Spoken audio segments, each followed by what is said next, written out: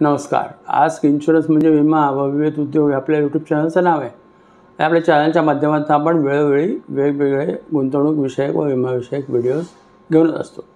आजचा गुंतवणूक ज्ञान हा जो सीरीज आपला सुरू आहे याच्यामध्ये आपण असं म्हणतो की तुम्हाला जर SIP करायची असेल तर 18 ते 100 या वयोगटातील कुठल्याही व्यक्तीला SIP करता येते. ऑफकोर्स मायनरलाही करता येते, त्यासाठी वेगळे नियम आहेत. कमीत कमी किती रुपयाची SIP करता येते तर 500 रुपयापासून कितीही रकमेची SIP करता येते. SIPमधला सगळ्यात मोठा भाग काय तर SIPमध्ये जमा रक्कम आपण कधीही काढून घेऊ शकतो. SIP करायची आहे का तुम्हाला? जर करायची असेल तर मला DM करा. SIP कधी, कशी व किती रकमेची करायची आहे ठरवता येईल. चक्रवाढ व्याजामुळे मिळणारी रक्कम कशी वाढत जाते हे दाखविण्यासाठी मी एक उदाहरण सोबत दिलेलं आहे.